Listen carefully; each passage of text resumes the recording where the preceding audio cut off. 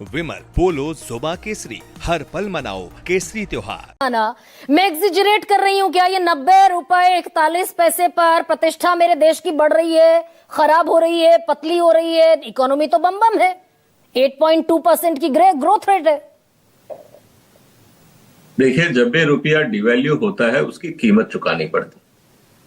अगर मैं आपके सामने कुछ आंकड़े रखूं तो उससे बहुत कुछ क्लियर हो जाएगा। इस समय भारत के ऊपर करीब $750 बिलियन का विदेशी कर्ज है। अगर आप पिछले 25 साल का आंकड़ा उठा के देखें रुपया का, हर साल रुपए 3.5% डिवैल्यू हुआ है, चाहे वो कांग्रेस की सरकार थी या बीजेपी की, उसमें कहीं कोई सुधार नहीं हुआ है। पिछले अगर आप 10 साल का आंकड़ा देखेंगे तो रुपया 20% डिवैल्यू हुआ है। अगर पिछले 1 साल का आंकड़ा देखेंगे तो रुपया 5% डिवैल्यू हुआ है। इसका मतलब क्या है? अगर आम बात में भाषा में इसको समझें कि पहले जहां पे आपका 750 बिलियन डॉलर जो आपने उधार लिया था, अब वो उधार बगैर एक्स्ट्रा पैसा लिए आप उसमें 3.5% और जोड़ दीजिए, मतलब 25 बिलियन डॉलर आपके ऊपर कर्जा और बढ़ गया।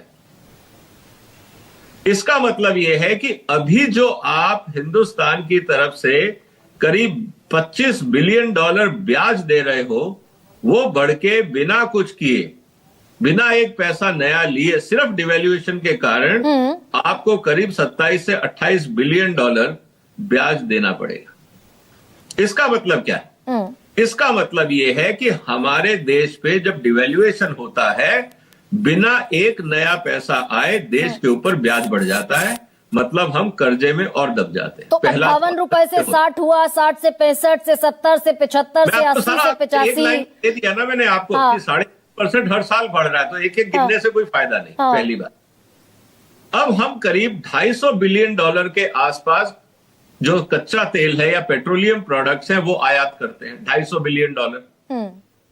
अगर आपका रुपया 5% इस साल डिवैल्यू हुआ है तो 250 के ऊपर आप समझ लीजिए आपको करीब 12.5 बिलियन डॉलर, उतना ही तेल खरीदना है, लेकिन 12.5 बिलियन डॉलर आपको और देना पड़ेगा क्योंकि आपका रुपया कमजोर हो गया। नहीं विजय जी, एक सेकंड, मैं थोड़ा सा आपको रोक रही हूँ। ये रुपया कमजोर इसीलिए हुआ क्या? मेरी सामान्य समझ जो कहती है भाई विदेशी जो इन्वेस्टर हैं वो हमारे बाजार से लगातार अपना पैसा खींच रहे हैं, उनके लिए भारत सेफ मार्केट अब बचा नहीं है। ये सच है या मैं गलत कुछ कह रही हूँ? उसी का जवाब दे रहा हूँ, आप पूरा बोलने दीजिए ना। पूरा बात देखो, एक एक करके सारे पॉइंट मैं आपके सामने रखा। अब सवाल ये आ रही है इस पूरे प्रोसेस के अंदर कि ये डिवैल्यूएशन क्यों हो रहा है।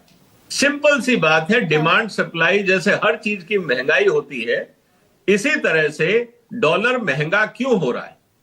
क्योंकि डॉलर भारत में आना कम हो गया है और डॉलर की डिमांड भारत में ज्यादा बढ़ गई है। कारण बहुत सिंपल है, जैसा मैंने आपको कहा कि अगर आज आप क्रूड खरीद रहे हो, आपको 250 बिलियन डॉलर हर साल चाहिए, आप उसमें 3.5 और जोड़ दीजिए, अब आपको चाहिए करीब 270 बिलियन डॉलर के आसपास, तो 20 बिलियन डॉलर ये बढ़ गया। जितने एक्सपोर्टर्स हैं और इंपोर्टर्स हैं वो डॉलर के ऊपर ट्रेड करते हैं क्योंकि डॉलर रिजर्व करेंसी है। सबको एडिशनल डॉलर चाहिए क्योंकि उनको अपना हेजिंग करना है कि अगर वो हेज नहीं करेंगे तो जो माल आज 10 रुपए का है कल उनको 12 का मिलेगा। विजय जी एक सेकंड, भाई सरकार कह रही है, अभी पीयूष गोयल का थोड़ी देर पहले मैंने बयान सुनाया, सरकार कह रही है इकोनॉमी शानदार है।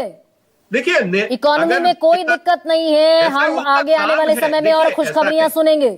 तो ये खुशखबरी है डॉलर के मुकाबले रुपए का कमजोर होना, ये खुशखबरी है या फिर? गरिमा जी आप ये समझिए कि हर आदमी अपने हिसाब से स्टेटमेंट देगा ना। मैं मंत्री जी के स्टेटमेंट पे क्यों रिएक्शन दूं? मंत्री जी ने जो कहा जो सरकार को कहना है, ऑपोजिशन वो कहेगा जो ऑपोजिशन को कहना है। मैं आपके सामने फैक्ट्स रख रहा हूं, ना मैं सरकार में हूं ना ऑपोजिशन में हूं। तो मेरा सिर्फ इतना कहना है कि अगर हिंदुस्तान से करीब 2 लाख करोड़ रुपए हिंदुस्तान से निकला है, तो वो रुपया लेके तो अमेरिका गए नहीं, वो तो डॉलर में कन्वर्ट करा के गए हैं। तो जो आपका यहां पे पैसा आना था वो नहीं आया।